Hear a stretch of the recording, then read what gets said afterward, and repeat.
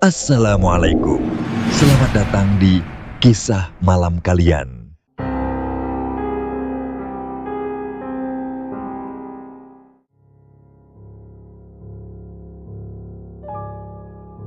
Aryo masih mengingat dengan jelas peristiwa itu, meski telah berlalu bertahun-tahun lalu, di sekitar era 90-an.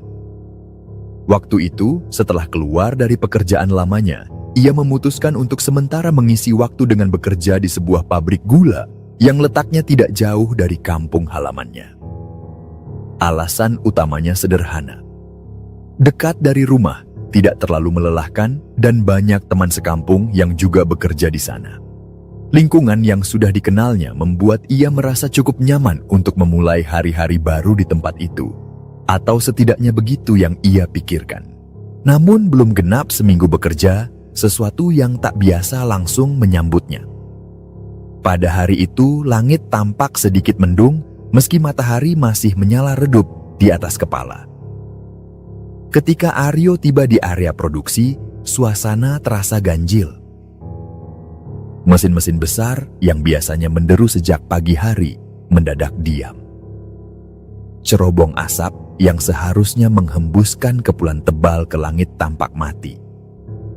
Pekerja lain mulai berkerumun, menatap ke arah mesin dengan raut wajah penuh kebingungan. Aryo yang saat itu masih baru, mencoba mencari tahu. Ia menghampiri salah satu karyawan senior yang terlihat lebih tenang dibanding yang lain. Lelaki itu menjelaskan bahwa sebelumnya belum pernah terjadi kejadian seperti ini. Mesin yang tiba-tiba mati tanpa sebab, tanpa kerusakan teknis, itu adalah hal yang baru bagi semua orang. Bahkan para teknisi yang didatangkan langsung memeriksa sistem satu persatu, namun tak menemukan satu pun masalah yang mencurigakan. Ada sesuatu yang terasa tidak wajar. Aryo yang kebetulan mengenal salah satu atasan di pabrik itu karena masih bertetangga di kampung, memberanikan diri untuk bertanya. Sang atasan, seorang pria paruh baya yang biasanya ramah dan santai, kali ini tampak cemas dan menahan sesuatu. Ia mengatakan bahwa kemungkinan besar ada ritual yang belum dijalankan. Dalam nada pelan, pria itu menyebut soal kebiasaan ngelabuh ke pantai. Sebuah ritual yang biasanya dilakukan sebelum musim produksi dimulai. Ia menyebut adanya kepala kerbau yang harus dihanyutkan ke laut. Dan beberapa prosesi lain yang tidak dijelaskan dengan rinci. Aryo tidak bisa langsung menerima kenyataan bahwa sebuah pabrik modern masih menggantungkan operasionalnya pada hal-hal semacam itu. Namun, ia tak sempat berpikir panjang karena sang atasan menyarankannya untuk menemui seseorang. Seorang mantan juru kunci pabrik bernama Pak Kardi. Meskipun sudah pensiun, pria itu konon masih sering dimintai bantuan bila terjadi gangguan yang tidak bisa dijelaskan secara logis. Aryo diminta untuk menemui Pak Kardi secepat mungkin. Ia pun segera berangkat ke rumah pria tua itu yang tak jauh dari desa. Rumahnya sederhana, tapi dikelilingi pohon-pohon tinggi dan suasana yang terasa agak sepi. Ketika Aryo menyampaikan maksud kedatangannya, Pak Kardi sempat diam lama. Matanya memandang lurus ke depan, seolah sedang menerawang sesuatu yang jauh, yang tak bisa dilihat oleh mata manusia biasa. Pak Kardi kemudian bertanya siapa yang terakhir melakukan ritual pembuka musim produksi. Aryo mengaku tidak tahu menahu soal itu, karena baru saja mulai bekerja. Pak Kardi hanya mengangguk perlahan, lalu menghela napas panjang. Ia tidak menjelaskan secara rinci, hanya menyebutkan bahwa ada satu ritual penting yang tidak dijalankan. Tanpa memberikan banyak penjelasan, ia langsung bersiap untuk pergi ke pabrik dan meminta Aryo menemaninya. Sesampainya di pabrik, suasana masih sama, sunyi, mencekam, dan tegang. Para teknisi dan manajer produksi sudah kelelahan mencoba mencari solusi. Pak Kardi tidak banyak bicara, ia hanya meminta semua orang meninggalkan ruang produksi untuk sementara. Ia mengatakan ingin berbicara dengan yang menunggu di sana. Aryo karena penasaran dan sedikit khawatir, diam-diam mengamati dari kejauhan. Ia melihat Pak Kardi duduk bersila di dekat mesin utama, membakar dupa kecil, dan sesekali menggumamkan sesuatu yang terdengar seperti doa atau mantra. Wajahnya serius, bahkan sedikit pucat. Ritual kecil itu berlangsung cukup lama hingga senja mulai turun dan langit berubah oranye keabu-abuan. Setelah selesai, Pak Kardi keluar dari ruangan dan berjalan tanpa sepatah kata pun. Aryo menunggu waktu yang tepat dan pada malam harinya, ia kembali ke rumah Pak Kardi untuk bertanya apa sebenarnya yang terjadi. Di bawah cahaya lampu minyak yang temaram, Pak Kardi akhirnya membuka suara. Ia mengatakan bahwa sosok penjaga pabrik merasa terganggu karena ritual yang seharusnya dijalankan telah dilewati. Sosok itu yang tidak dijelaskan bentuknya telah menutup cerobong asap pabrik dengan tangannya sendiri. Pak Kardi menggambarkan bagaimana ia melihat sosok besar yang di atas cerobong, tangannya mencengkeram bagian atas cerobong sehingga asap tidak bisa keluar dan mesin pun otomatis berhenti bekerja. Lebih mengejutkan lagi, Pak Kardi menyampaikan bahwa sosok tersebut tidak hanya marah, tapi juga menuntut. Ia meminta sesuatu sebagai kompensasi atas kelalaian manusia. Bukan ayam, bukan kambing, bukan kepala kerbau seperti biasanya. Kali ini, ia meminta 6 tumbal dari kalangan karyawan pabrik. Saat mendengar itu, Aryo merasakan bulu kuduknya berdiri. Udara malam yang tadinya terasa hangat mendadak menjadi dingin menusuk. Ia tak bisa berkata apa-apa. Dalam hati ia bertanya-tanya, apakah benar ada tempat kerja yang mempertaruhkan nyawa manusia demi kelancaran produksi? Dan malam itu, ia pulang dengan firasat buruk yang mulai tumbuh dalam dirinya. Firasat bahwa sesuatu yang jauh lebih kelam sedang berlangsung di balik dinding-dinding pabrik gula yang tampak biasa itu. Beberapa hari setelah kejadian mesin mati itu, suasana pabrik tak benar-benar kembali normal. Meskipun produksi akhirnya dilanjutkan dan mesin kembali beroperasi seolah tak pernah rusak, ada sesuatu yang terasa berbeda. Karyawan yang biasanya ramai bercanda saat jam istirahat, kini lebih banyak diam. Mata-mata mereka saling melirik dengan cemas, seolah semua orang mulai menyadari bahwa ada sesuatu yang tidak terlihat sedang mengintai mereka dari balik bayang pabrik tua itu.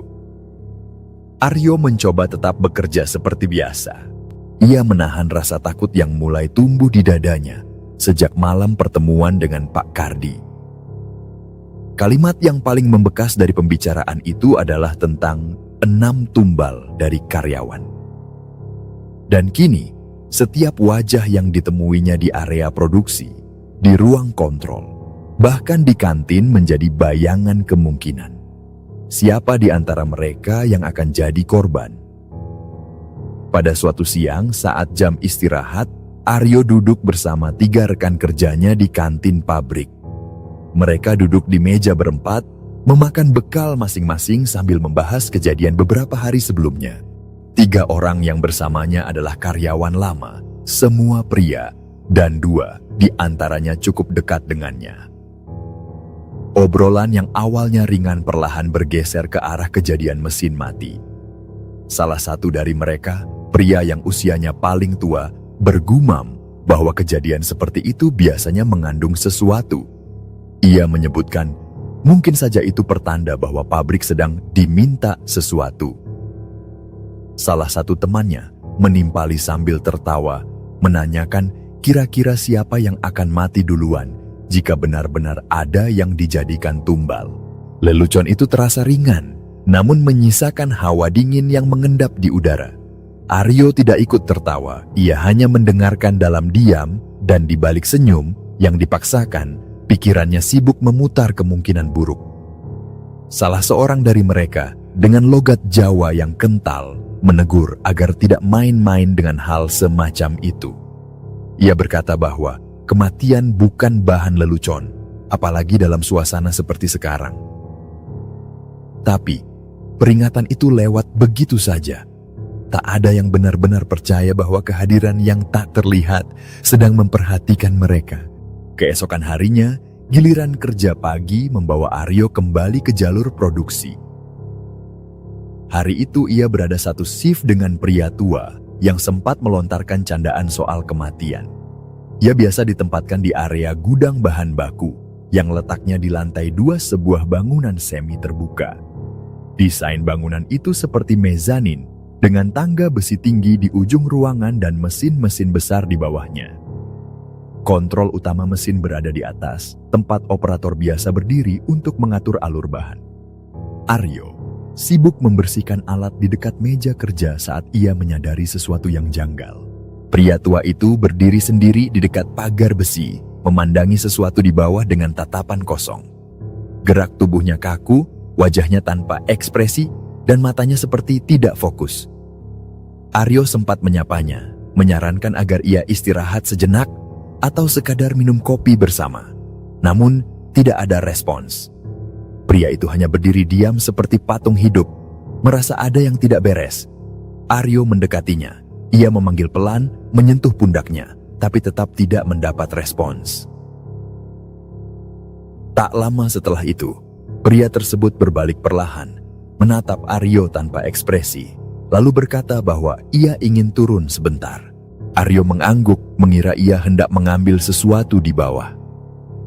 Tapi yang terjadi berikutnya benar-benar di luar dugaan. Alih-alih turun melalui tangga seperti biasa, pria itu melompat dari lantai 2. Aryo hanya bisa terdiam saat tubuh itu melayang di udara, jatuh dengan kepala lebih dulu menghantam lantai beton pabrik. Suara benturannya menggelegar di seluruh ruangan, diikuti pekik kaget dari beberapa pekerja yang melihat dari kejauhan. Darah langsung menggenang, dan tubuh pria itu tergeletak tak bergerak di antara tumpukan karung bahan baku. Aryo langsung panik. Ia pun berlari mencari pertolongan, sementara pekerja lain mulai berdatangan. Dalam waktu singkat, lokasi kejadian dipenuhi orang. Namun pihak manajemen segera mengambil alih dan memerintahkan agar insiden itu tidak keluar dari lingkungan pabrik. Mereka menyebutnya sebagai kecelakaan kerja biasa. CCTV yang merekam kejadian itu menjadi satu-satunya bukti, dan untungnya rekaman tersebut menunjukkan dengan jelas bahwa Aryo tidak terlibat. Namun, satu hal yang tidak bisa direkam oleh kamera manapun adalah perasaan Aryo saat melihat pria itu melompat. Ia bersumpah bahwa sorot mata orang itu tidak normal. Tatapannya kosong, tubuhnya seperti dikendalikan, dan langkahnya menuju pagar terasa seperti milik sosok lain. Bukan seperti seseorang yang bunuh diri, melainkan seperti seseorang yang dituntun menuju kematian. Aryo tidak bisa berhenti memikirkan candaan yang dilontarkan sehari sebelumnya, tentang siapa yang akan mati lebih dulu. Dan kini, satu dari mereka telah tiada, dengan cara yang tak bisa dijelaskan secara logis. Ketika malam tiba, Aryo kembali menemui Pak Kardi. Ia menceritakan semua yang terjadi, berharap mendapat penjelasan atau setidaknya jawaban atas rasa takut yang mulai mencengkeram hatinya. Pak Kardi mendengarkan dengan serius lalu berkata bahwa ini baru permulaan. Permintaan 6 tumbal masih belum terpenuhi, dan jika tidak ada usaha untuk mencegahnya, maka akan terus ada nyawa yang diambil, satu persatu, hingga jumlahnya genap. Aryo mulai menyadari bahwa ia sedang terperangkap dalam sesuatu yang jauh lebih besar dari yang ia bayangkan. Ini bukan sekadar pekerjaan sementara untuk mengisi waktu luang. Ini adalah jalan setapak yang digelapkan oleh kekuatan gaib. Tempat di mana nyawa manusia bisa ditukar demi kelangsungan produksi dan keuntungan. Sejak tragedi melayangnya tubuh pria tua itu dari lantai 2, Aryo tak pernah lagi memandang tempat kerjanya dengan cara yang sama. Pabrik gula itu bukan lagi sekadar bangunan industri, tapi lebih seperti ruang gelap yang menelan siapa saja tanpa peringatan. Kematian itu menyisakan luka mendalam di hati para pekerja, apalagi bagi mereka yang menyaksikan langsung. Bagi Aryo, trauma itu terasa seperti bayangan panjang yang terus mengikutinya, bahkan hingga ke rumah dan dalam tidurnya. Dua orang lainnya, rekan-rekannya yang sempat duduk bersamanya di kantin pada hari sebelum kejadian, juga terlihat berubah. Mereka lebih pendiam, tidak lagi bercanda seperti biasa. Pria yang pernah berseloroh bahwa yang tua duluan kini sering menyendiri, wajahnya muram, dan sorot matanya menunjukkan kegelisahan yang sulit disembunyikan. Aryo menyadari bahwa bukan hanya ia yang dihantui rasa bersalah. Ucapan yang dulu dianggap lelucon, kini menjelma menjadi kutukan yang mulai memakan mereka satu persatu. Hari-hari di pabrik berubah drastis. Para pekerja mulai bekerja dalam diam. Tak ada lagi obrolan ringan saat mengisi air minum. Tak ada candaan di sela-sela istirahat. Seolah-olah semuanya sedang menunggu giliran. Menunggu siapa nama berikutnya yang akan dipanggil oleh kekuatan tak kasat mata yang menghuni pabrik itu. Pagi itu Aryo kembali ditugaskan bersama pria yang menjadi satu dari dua saksi tersisa dalam perbincangan yang kini terasa terkutuk itu. Tugas mereka adalah menggali dan menimbun lubang pembuangan ampas hasil produksi. Lubang itu terletak di bagian belakang pabrik, agak tersembunyi dan jauh dari keramaian. Biasanya dipakai untuk mengubur ampas tebu atau limbah organik lain agar tidak mencemari lingkungan. Mereka mulai bekerja sejak matahari masih berselimut kabut tipis. Tanah di lokasi itu cukup keras, bercampur dengan serpihan limbah dan batu kerikil. Suara cangkul menjadi satu-satunya irama yang mengisi pagi itu. Tak ada obrolan berarti, hanya sesekali terdengar napas berat dan teriakan pelan, meminta bergantian. Saat tengah hari tiba, mereka menghentikan pekerjaan sejenak untuk istirahat. Aryo duduk di bawah pohon randu tua, mengipas dirinya dengan kardus bekas, sementara temannya duduk tak jauh di sisi lubang. Suasana lengang, angin terasa berat, dan langit mendung mulai merayap pelan dari ujung timur. Setelah istirahat, mereka kembali bekerja. Aryo berada di sisi atas, merapikan timbunan dengan cangkul, sedangkan temannya membersihkan area pinggiran. Saat itu, Aryo sempat melihat temannya memuntahkan ludah ke tanah dengan ekspresi kesal. Gerakannya cepat dan terkesan asal, seperti orang yang sedang gelisah, tapi tidak bisa mengekspresikannya dengan kata-kata. Beberapa detik kemudian, semuanya terjadi begitu cepat. Tanpa sebab yang jelas, tubuh temannya itu tiba-tiba terhuyung ke belakang dan terjerembab masuk ke dalam lubang.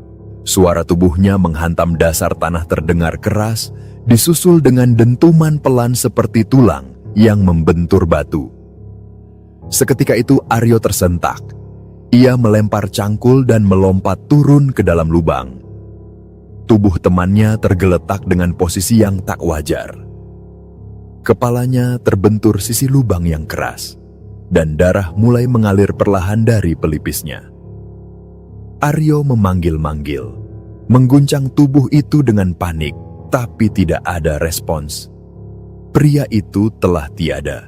Dada Aryo bergemuruh hebat, kedua tangannya gemetar, sebagian karena kaget, sebagian lagi karena kesadaran perlahan menancap dalam-dalam. Ia telah menyaksikan kematian kedua, dan sama seperti sebelumnya, korban itu adalah bagian dari lingkaran perbincangan yang kelam di hari-hari lalu. Pabrik pun kembali heboh. Tapi sekali lagi, semuanya ditutupi dengan cepat oleh manajemen. Informasi disampaikan keluar sebagai kecelakaan kerja biasa. Tidak ada investigasi menyeluruh, tidak ada upaya mencari tahu lebih dalam apa yang sebenarnya terjadi.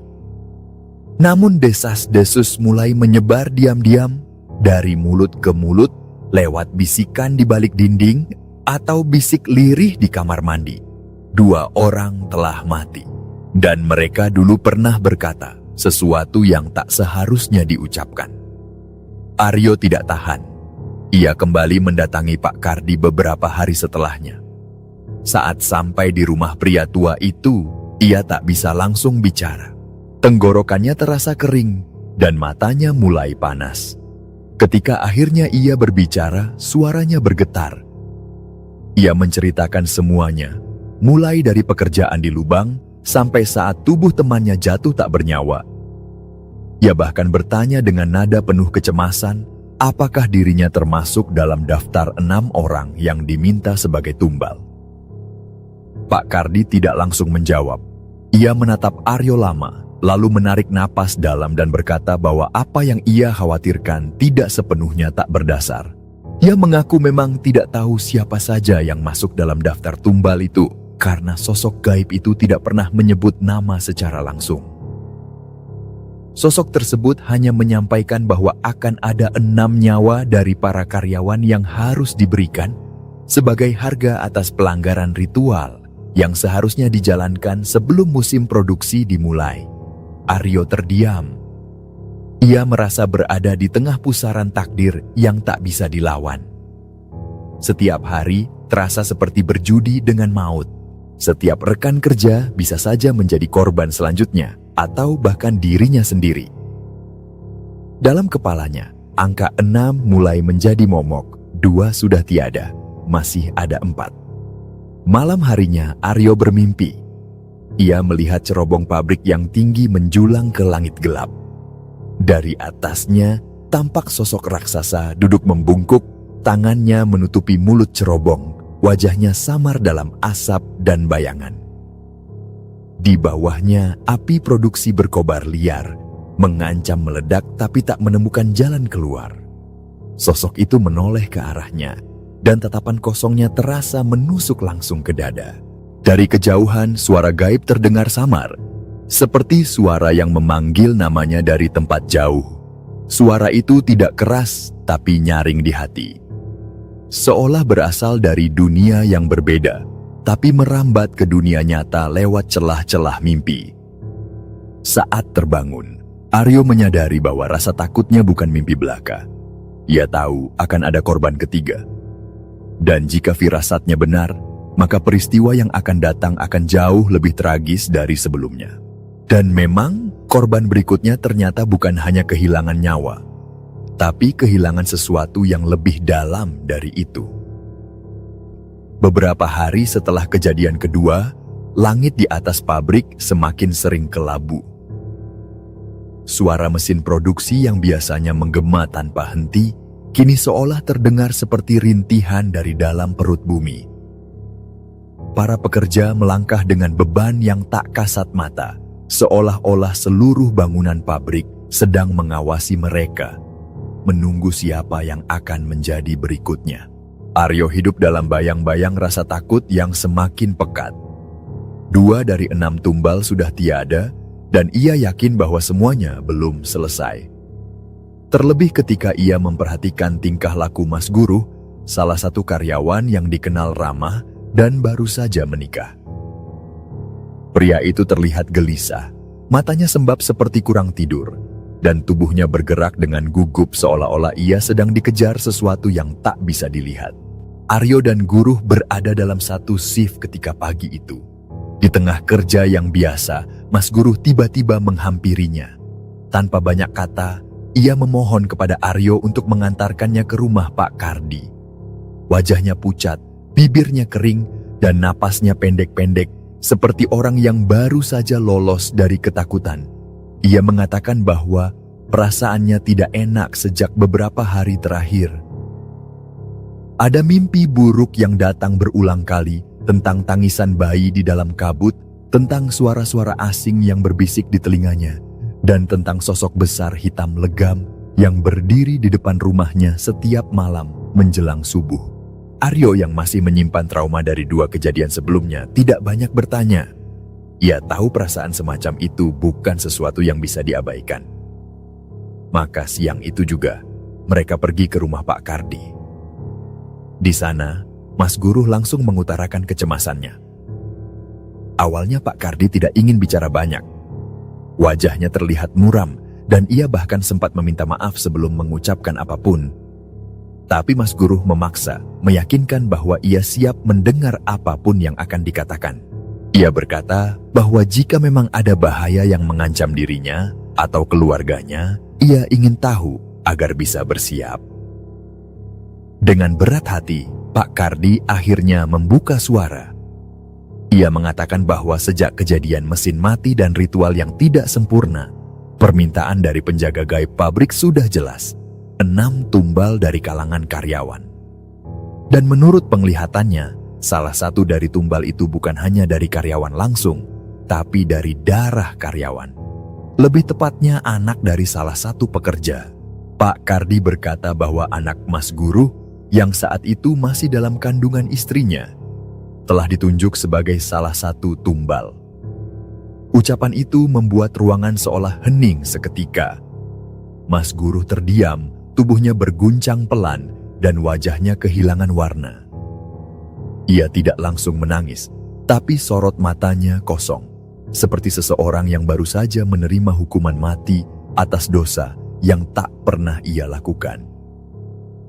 Dengan suara lirih, ia bertanya apakah ada cara untuk menyelamatkan anaknya.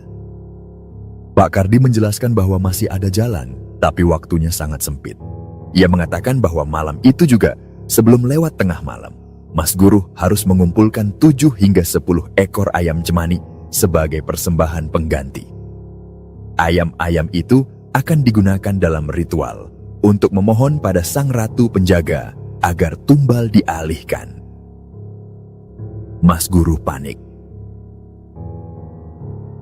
Ia tidak tahu di mana bisa mendapatkan ayam cemani sebanyak itu dalam waktu hanya 2 jam. Ia dan Aryo bergegas keluar, berusaha menghubungi peternak, kerabat, siapapun yang bisa membantu. Namun waktu terus berjalan, dan keberadaan ayam cemani bukanlah sesuatu yang bisa ditemukan dengan mudah, apalagi mendadak seperti ini. Mereka kembali ke rumah Pak Kardi dengan tangan hampa. Waktu sudah menunjukkan pukul 11 lebih dan harapan mulai pupus. Di sana Mas Guru mulai menangis. Ia tidak lagi menahan emosinya. Ia berlutut memohon menanyakan apakah ada cara lain. Tapi Pak Kardi hanya bisa berkata bahwa jika tumbal tidak diganti, maka takdir akan berjalan seperti yang telah ditetapkan. Dalam kesunyian malam itu, udara terasa dingin seperti merambat langsung ke tulang. Pak Kardi menyiapkan dupa, bunga tabur, dan beberapa benda sesaji. Ia mencoba berkomunikasi secara gaib untuk setidaknya bisa membantu menyelamatkan Sukma anak yang belum sempat dilahirkan. Setelah ritual selesai, Pak Kardi berkata bahwa Mas Guru mungkin akan bermimpi. Dalam mimpinya, ia akan bertemu anaknya. Sosok bayi itu bukanlah raganya yang nyata, tapi Sukma yang telah dinegosiasikan. Ia berkata bahwa jika Mas Guru memeluk anak itu dalam mimpi dan menidurkannya, maka jiwanya akan dibawa dengan tenang ke alam lain dan tidak akan menjadi bagian dari penderitaan yang lebih dalam. Beberapa jam kemudian, Mas Guru menerima telepon dari istrinya. Suaranya panik. Sang istri mengatakan bahwa ia mengalami pendarahan hebat dan bayinya tidak bergerak lagi. Mereka bergegas ke rumah, tapi semuanya sudah terlambat. Anak dalam kandungan itu dinyatakan meninggal sebelum sempat melihat dunia. Keesokan harinya, Aryo mendatangi Mas Guru. Mereka duduk dalam diam cukup lama, sampai akhirnya Mas Guru bercerita bahwa malam sebelumnya ia bermimpi. Dalam mimpinya, ia menggendong seorang bayi laki-laki. Wajah bayi itu damai dan senyumnya seperti menyapa dunia. Mas Guru menyelimuti anak itu dengan kain lembut, lalu membaringkannya di atas kasur kecil dari bunga. Perlahan-lahan ia menutup mata anak itu dengan tangannya sendiri. Saat bangun, matanya basah. Tapi di balik itu, ada sedikit ketenangan, seolah mimpinya telah menjadi upacara perpisahan yang tak bisa terjadi di dunia nyata. Kematian anak Mas Guru menyebar sebagai kabar duka biasa di kalangan pekerja. Tidak semua tahu bahwa bayi itu adalah bagian dari tumbal ketiga. Tapi bagi Aryo dan beberapa orang yang mengerti, angka 3 sudah terpenuhi. Dan kini tinggal 3 nama lagi yang belum disebut, tapi telah ditentukan. Setelah kepergian anak Mas Guru, angin yang berhembus di lingkungan pabrik seakan membawa beban yang tak kasat mata. Setiap hembusan terasa berat, dingin, dan menyisakan desisan aneh di sela-sela pohon dan dinding gudang. Suasana pabrik tak lagi seperti sebelumnya. Tak hanya sunyi, melainkan mengandung ketegangan yang kental. Aryo tidak lagi bisa menikmati malam dengan tenang. Tidurnya diganggu. Mimpi-mimpi gelap yang membawanya ke lorong panjang pabrik, di mana ia berjalan sendirian di bawah cahaya remang lampu kuning, mendengar suara langkah kaki yang tak pernah ia lihat wujudnya. Kadang, dalam mimpinya, cerobong pabrik mengeluarkan asap hitam yang berubah menjadi tangan besar dan meraihnya dari kejauhan. Tidak hanya Aryo, para pekerja lain mulai menunjukkan tanda-tanda tekanan. Tidak sedikit yang mengundurkan diri, terlebih mereka yang musiman. Sementara para pekerja tetap yang tak punya pilihan selain bertahan, mulai bekerja dalam diam dan berjaga dengan waspada. Mereka seakan tahu bahwa ada sesuatu yang menunggu, dan waktu untuk itu semakin dekat. Memasuki bulan kelima sejak produksi dimulai, pihak manajemen mengumumkan akan menggelar acara syukuran besar-besaran. Tradisi ini memang rutin dilakukan setiap tahun, menjelang puncak distribusi hasil panen tebu. Tapi tahun ini, semuanya terasa berbeda. Banyak yang bertanya-tanya, apakah syukuran ini bentuk rasa syukur, atau semacam bentuk permintaan maaf kepada sesuatu yang tak terlihat? Seluruh pekerja dilibatkan dalam persiapan. Sebuah pendopo semi-permanen mulai dibangun di halaman belakang pabrik, tepat di atas lahan yang selama ini jarang digunakan. Pendopo itu terbuat dari rangka baja ringan, cukup besar untuk menampung puluhan orang. Di tengahnya direncanakan akan ada tumpeng raksasa, lengkap dengan sesajen-sesajen tradisional. Saat persiapan berlangsung, Aryo menyadari sebuah kejanggalan. Di jalur masuk menuju pendopo, ia melihat sebuah sesajen kecil yang tampak baru diletakkan. Terdiri dari bunga 7 rupa, dupa yang masih mengepul, beberapa lembar daun sirih, dan sejumput nasi kuning yang masih hangat. Sesajen itu diletakkan persis di tengah jalur yang akan dilalui mobil pembawa bahan logistik untuk acara. Beberapa pekerja berbisik tentang sesajen itu. Mereka yakin benda itu bukan sekadar persembahan biasa, melainkan penanda sebuah pintu yang tidak boleh diganggu. Namun seorang kepala bagian yang dikenal tegas dan skeptis mendekati Aryo dan menyuruhnya untuk memindahkan sesajen itu ke tepi karena menghalangi akses kendaraan. Aryo sempat ragu dan seorang pekerja tua segera memperingatkan agar benda itu jangan disentuh, apalagi dipindah. Ia berkata dengan nada serius bahwa tempat sesajen itu adalah jalur keluar masuk, semacam gerbang gaib bagi sesuatu yang menjaga wilayah pabrik. Ia menyarankan agar kendaraan dialihkan saja, karena lebih baik memutar daripada menanggung akibatnya. Namun sang kepala bagian tetap bersikeras. Dengan nada meremehkan, ia menyebut bahwa terlalu banyak pekerja yang masih percaya pada tahayul. Ia lalu memanggil 2 pekerja lain dan memerintahkan mereka untuk memindahkan sesajen tersebut ke bawah pohon terdekat. Setelah sesajen dipindahkan, pekerja tua tadi hanya menggeleng, lalu pergi dengan tatapan berat. Sebelum pergi, ia sempat berbisik kepada Aryo nanti malam akan ada yang datang. Keesokan harinya, langit mendung sejak pagi. Angin bertiup kencang dan berputar-putar di sekitar pendopo yang hampir selesai. Daun-daun berjatuhan seperti hujan dan suara gemerisik terasa seperti bisikan. Namun, acara tetap berjalan sesuai jadwal. Saat waktu makan tiba, para karyawan berkumpul di bawah pendopo, duduk melingkar mengelilingi tumpeng besar yang telah dihias lengkap. Doa-doa mulai dibacakan, dan suasana sedikit mencair karena iringan musik gamelan yang diputar melalui speaker pabrik. Namun saat acara mencapai puncaknya, ketika kepala bagian bersiap memotong tumpeng, suara seperti patahan pelan terdengar dari atas, diikuti oleh bunyi gemeretak logam yang menyayat udara. Beberapa orang menoleh ke atas dan wajah mereka berubah pucat. Struktur pendopo mulai bergoyang, lalu dalam waktu kurang dari 3 detik seluruh rangka atap baja ringan roboh ke bawah. Suara runtuhannya mengguncang seperti gempa. Kayu seng, baja ringan, dan seluruh hiasan ambruk menimpa para pekerja di bawahnya. Tumpeng terguling, meja pecah, kursi beterbangan, dan jeritan memekakkan telinga memenuhi udara.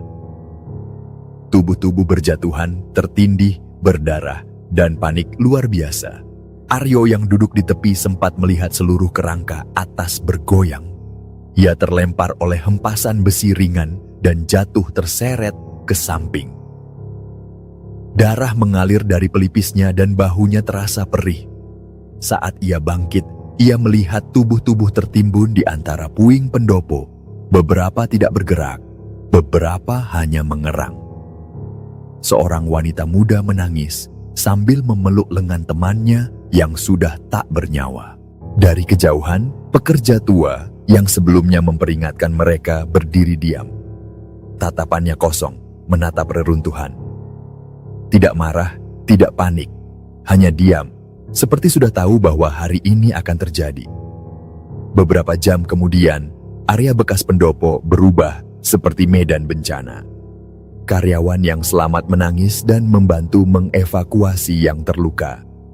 Mobil-mobil ambulan lokal datang, dan manajemen buru-buru menutup semua akses media.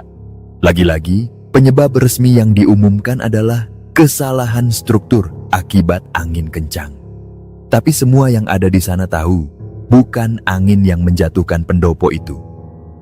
Dalam beberapa hari ke depan, 3 pekerja yang terlibat langsung dalam pemindahan sesajen mulai menunjukkan gejala aneh. Salah satunya jatuh pingsan saat sedang makan siang, dan tubuhnya mendadak menggigil tanpa henti. Malam harinya ia kejang dan mengigau dalam bahasa asing.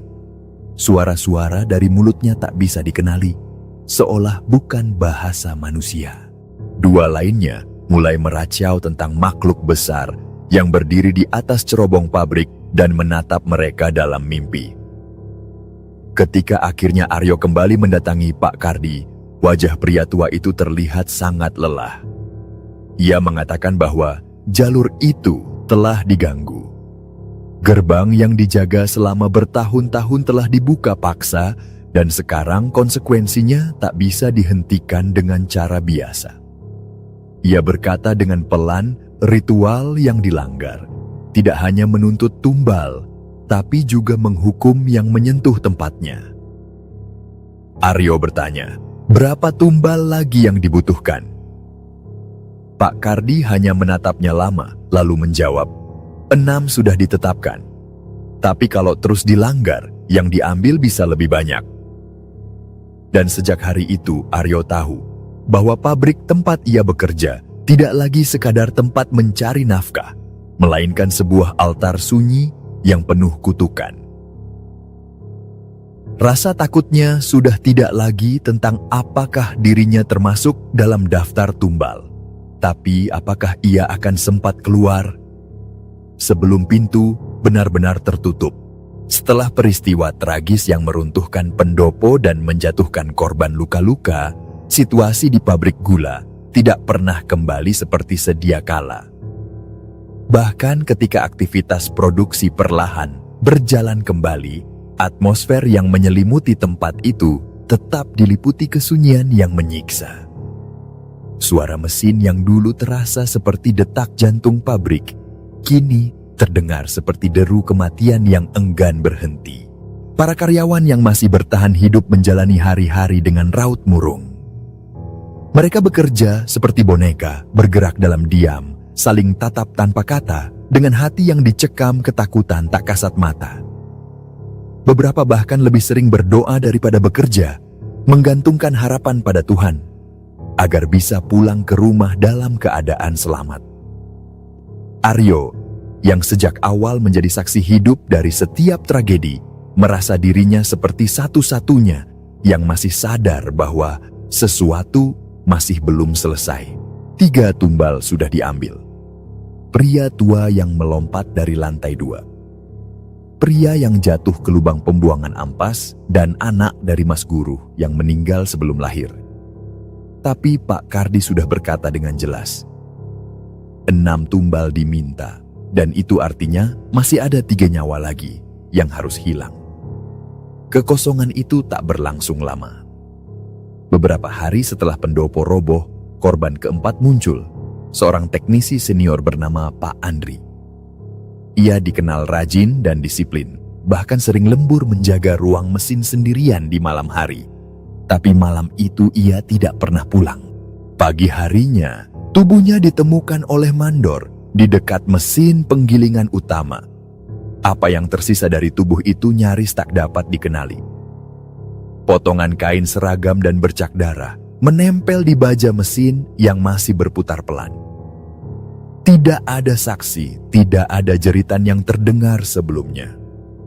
Semuanya terjadi dalam senyap, seolah tempat itu benar-benar ditelan oleh kekuatan yang tak menginginkan kebisingan. Korban kelima menyusul seminggu kemudian. Seorang sopir logistik bernama Darto yang dikenal kocak dan periang ditemukan tak bernyawa di bangku pos jaga belakang. Ia terlihat seperti orang tidur, tapi setelah beberapa jam tidak bangun juga, rekan-rekannya mencoba membangunkan dan menemukan tubuhnya sudah kaku. Wajahnya pucat, matanya sedikit terbuka, dan di sudut bibirnya menempel abu dupa, sesuatu yang tak pernah ia sentuh seumur hidup. Kematian mendadak itu disebut sebagai serangan jantung. Namun beberapa hari sebelumnya, Darto sempat mengeluh kepada Aryo bahwa ia sering mendengar suara wanita menangis dari arah cerobong. Bahkan pernah ia melihat bayangan putih berdiri diam di puncak pabrik saat malam gelap. Korban keenam adalah yang paling menggemparkan. Bukan karena cara matinya, tetapi karena siapa dia.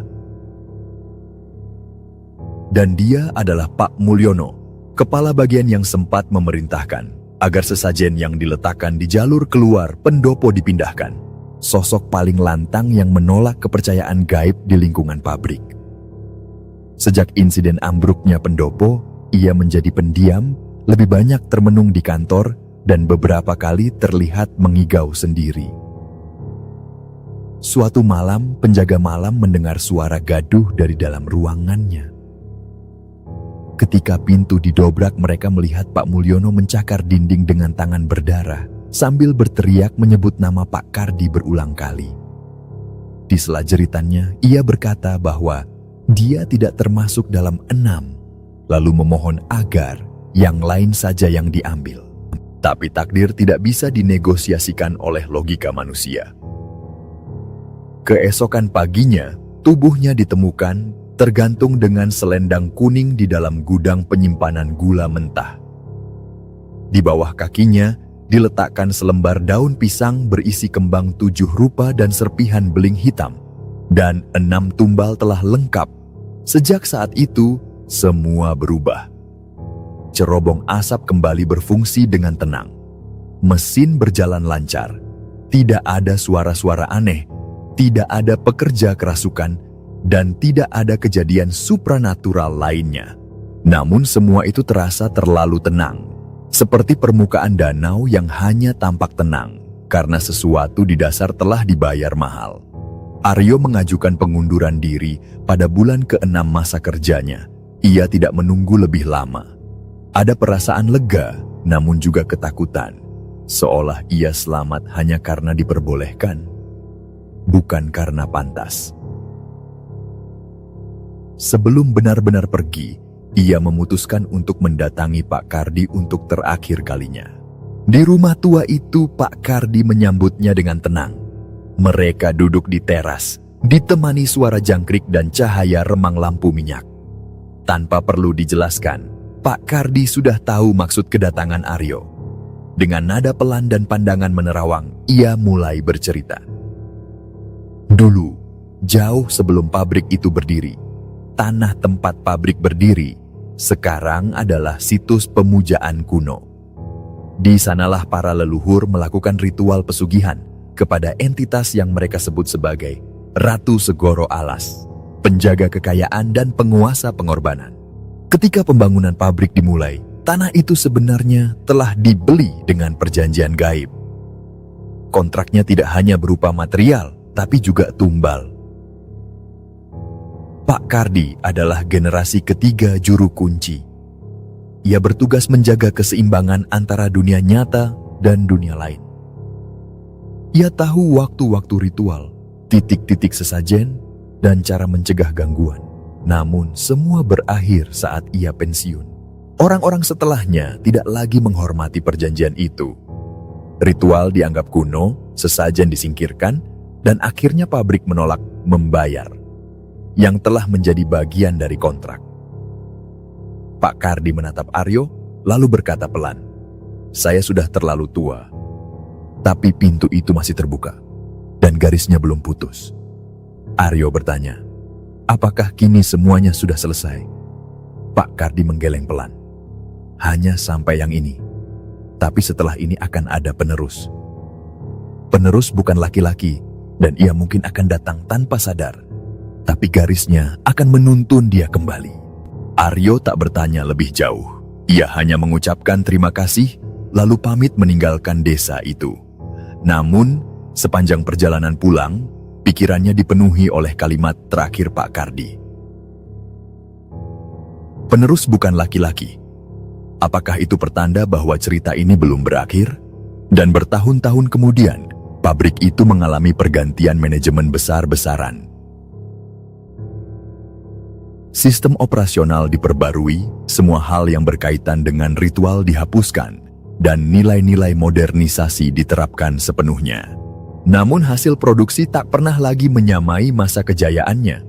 Bahkan dalam beberapa musim, kerugian besar dicatat karena mesin sering macet, bahan rusak, dan distribusi bermasalah. Tapi anehnya, tidak ada gangguan supranatural. Seolah-olah sang ratu benar-benar telah menerima bayarannya. Namun di warung kopi dekat pabrik, para pensiunan dan warga lama masih sering bercerita tentang 6 tumbal, tentang cerobong yang pernah ditutup tangan raksasa, tentang pendopo yang roboh, tentang mimpi seorang pria muda yang menggendong bayi yang belum lahir. Cerita-cerita itu seperti dongeng kelam yang diwariskan dari generasi ke generasi. Dan ketika malam turun, serta kabut mulai menyelimuti area belakang pabrik, suara samar kadang masih terdengar. Suara perempuan tua yang tertawa, suara tangisan anak kecil, suara langkah kaki tanpa bayangan, dan mereka tahu, meski tak terlihat, sang penjaga masih di sana, menunggu mereka yang berani melanggar sekali lagi.